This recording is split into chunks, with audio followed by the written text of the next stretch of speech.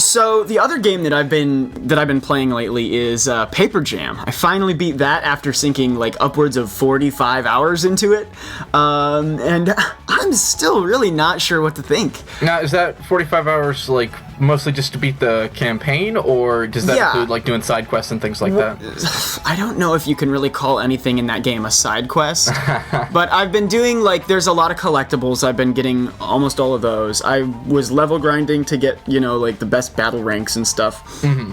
But yeah, I mean this game is just still really difficult for me to get my head around because like it claims to be an RPG, but in order to play it with like an honest and open mind, you need to come at it with a totally different mindset and like totally different play habits than you would for a more traditional RPG. And like one of the ways that this manifests, we talked about a few episodes ago, is how its pacing is atrocious. It's littered with these mandatory minigames, so it just doesn't even remotely resemble an RPG adventure like you would normally look for in an RPG. And I used to think that made it a bad RPG, but I've since realized, no, it's not trying to be an RPG. It's trying to do something new and different. And now what that is, I have no clue. This game has a serious identity crisis going on, and that doesn't diminish the quality of the game, but it is why it's so crazy to figure out what my thoughts are. Because it's not an RPG. But at the same time, it relies too much on the RPG template for it to be anything else. So, like, I have no idea what it's trying to do, which means I have no idea if it succeeds in its goals. And underlying that is that this game does so many things for so many different types of players. It's got tons of collectibles for completionists, like I was just mentioning. It's got tons of battle bonuses for, tactics lovers who want to build a more robust strategy. So much of their work on this game went into making it enjoyable for all different types of play styles, but in a 40-hour playthrough, you only get a fraction of that. You can only experience it in one way. So I'm gonna have to play it like 3-4 times in order to get an accurate and complete and honest understanding of what makes this game tick. And even that is a huge if this weird Mario Party / RPG / whatever the hell else this structure is ever ends up making sense. I'm not sure it will. So I've been having this big dilemma about whether I even should review it at this point, because no matter how I view this game, a review is just going to horribly misrepresent what this game really is, who it's for, what anyone's going to get from it. It's not going to do any sort of justice to the game, no matter what I say. It's funny that you say that you can't peg what the genre is, because I feel like historically that's kind of been one of Nintendo's strengths, is they take elements from genres that are popular and then they kind of create their own genre that sort of... Historically, yeah, but they're usually a lot more cohesive than this. Well, yes, and I was going to add, the last time they really did that was Pikmin. Yeah. And that was 14 years ago. Like...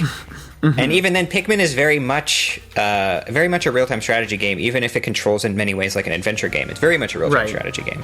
Right. This seems like it's kind of an RPG, but not very much an RPG. Right. Well, that's kind of what they were going for with Sticker Star, too. They didn't want it to feel too much like the previous entries, so yeah. I believe it was Miyamoto who told them to don't make it so RPG-ish, make it a little more of like a...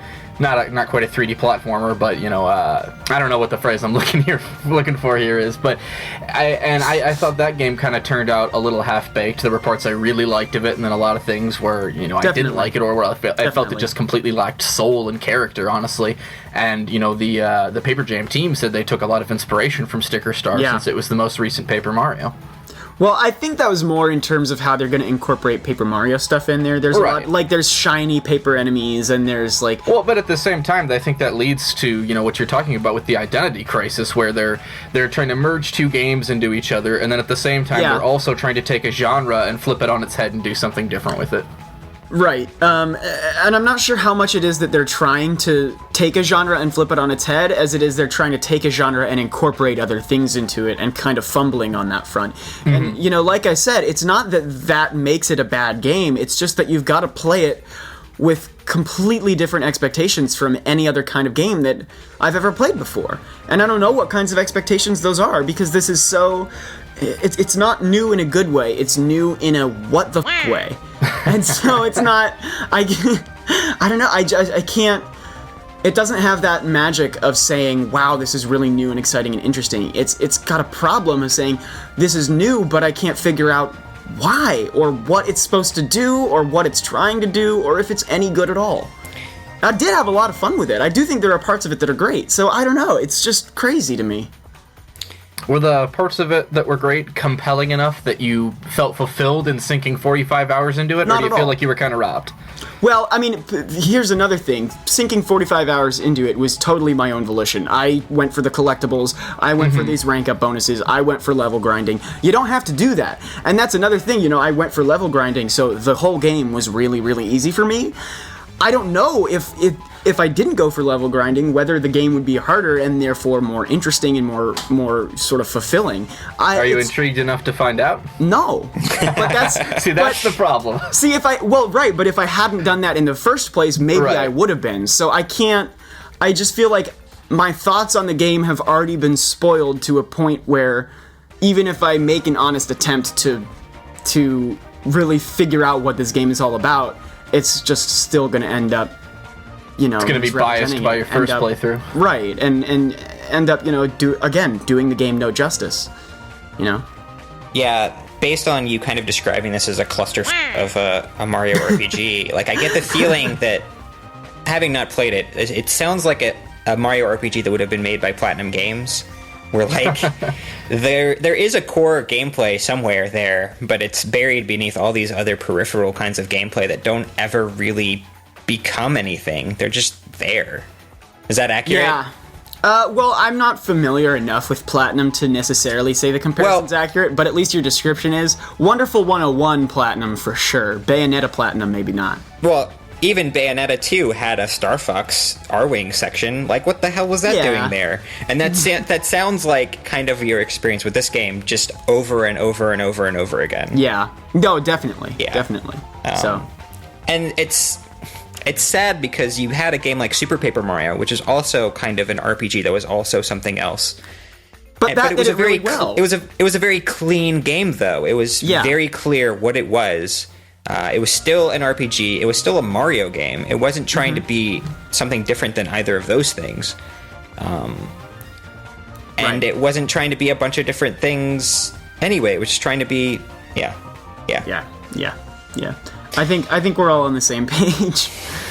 So we'll see. I don't know. I'm really torn on whether or not I should end up reviewing it. So if that's something you're looking forward to, listeners, then maybe don't get your hopes so high up. I think this discussion is honestly the most accurate representation of this game that I can put forward. So, I don't know. There you go. That was your review. This podcast episode. There we go. I was kind of. Hello everybody, thank you for listening to this Nintendo Week clip, NWC. If you like what you hear, please subscribe to us here on YouTube for more highlights and discussion videos from Nintendo Week podcast, or subscribe to us on iTunes for weekly breakdowns of all your Nintendo news, discussion segments on subjects, games, and more, and tons of other features. Thanks for listening, and we will see you tomorrow with another NWC.